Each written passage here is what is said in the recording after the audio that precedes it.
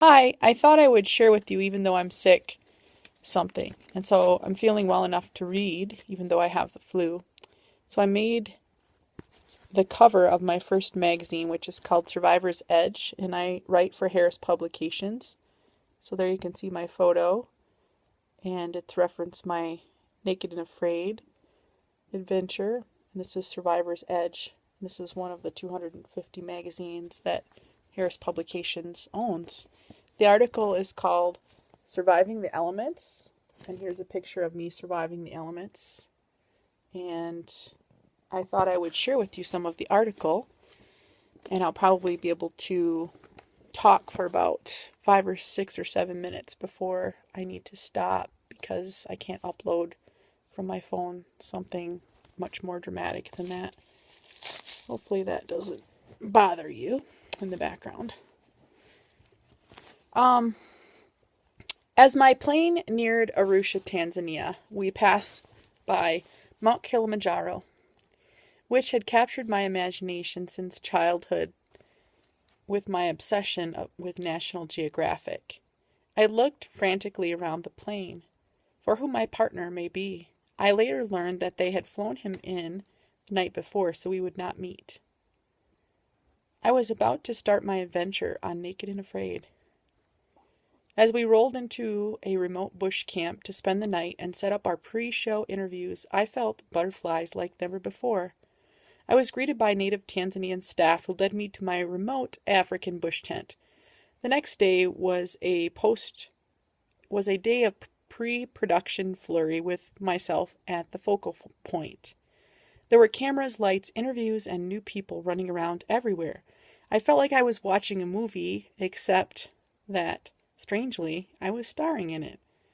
There was still no introduction to my partner. The suspense was building to a crescendo.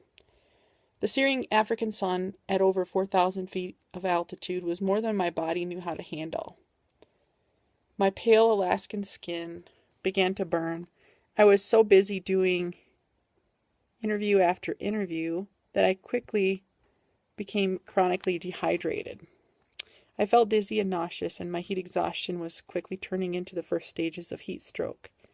Just as the sun set on the eve of my epic survival challenge, I experienced one of the worst headaches of my life and a fever, and I was helped to my tent as I began to vomit. My body was too hot. It was shutting down. I quickly sat on the back deck and recorded a hope to see you again video to my family, not knowing if it would be the last communication they would ever hear from me. I quickly ate a Tanzanian gourmet meal and drank lots of water and was helped into bed by what they called nurses. I told the producer that I would be asleep within a half an hour, and I felt like if I could get cooled down quickly, I would be ready to begin the 21-day survival challenge the next morning. Secretly, I hoped I was right, and that I wouldn't die in the night from heat stroke. I also wondered if my fair skin would be able to handle the bright African sun. Now, it looks like they edited. Oh, actually, maybe it's not all edited out. So soon African nurses buzzed around me like bees working on the queen. I remember the nurse pricking my finger to check my glucose and ice bags being put behind my neck, around my head, and around my feet. I remember them talking to me in Swahili and handing me some giant aspirin-like pills. I gobbled them like candy. I think they were called grandmothers or something like that. It had something to do with a grandparent in the name. I thought that was kind of fascinating. I was asleep within 5 minutes of lying down. I woke several times in the night, visited the water closet, and drank large amounts of water. In the morning, I was up with the wild things for one last amazing Tanzanian 4-course breakfast, and then I was whisked away with Thomas, who soon became my Tanzanian brother. Thomas was my driver who led me into a world unknown to me. Into the unknown. I was blindfolded. I heard the quiet clamor of my African chariot start as we sped off. I tasted the dust as we made good time, winding down African bush roads. We made turn after turn onto bumpy trails, eventually off-roading through the rugged bush country. I could hear vegetation scraping onto metal as we passed over it. I smelled a beautiful, sweet smell I cannot describe. It permeated the air around me. It reminded me of freshness.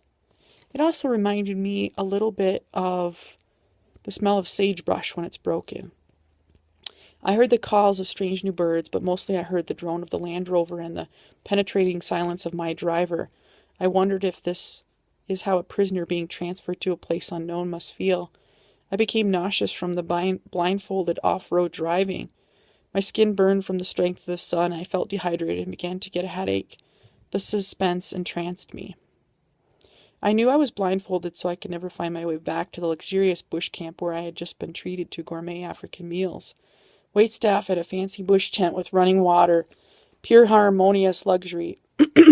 I also knew I would soon be embarking on the most daunting survival challenge ever documented on television. Alas, the cameraman riding behind me removed my blindfold. I saw wild beauty in every direction, just as vivid as my childhood dreams of this place. I was here of my own free will to be a part of a human experiment never before filmed in a survival docu-series for television. We were all here to see if one man and one woman, complete strangers, could meet and survive for 21 days in the wild. We were all making history. My goal was to complete my mission with honor and to show women that they can do anything they set their minds to. I was also hoping to liberate women everywhere who are hyper-conscious about their bodies and society's unrealistic view of what makes I'm assuming I said woman beautiful. So here's a picture of me talking about making a woman beautiful. Some people might think that looks absolutely disgusting.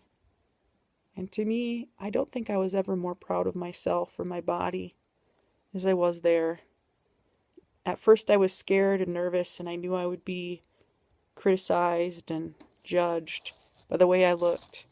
And soon it became about survival. Suddenly I became happy with who I was and my skills and my knowledge and the way I looked, even here. So I'm going to stop it for here because it's at 7 minutes and 30 seconds, and I don't know if I'll be able to upload it, and I can continue if you'd like.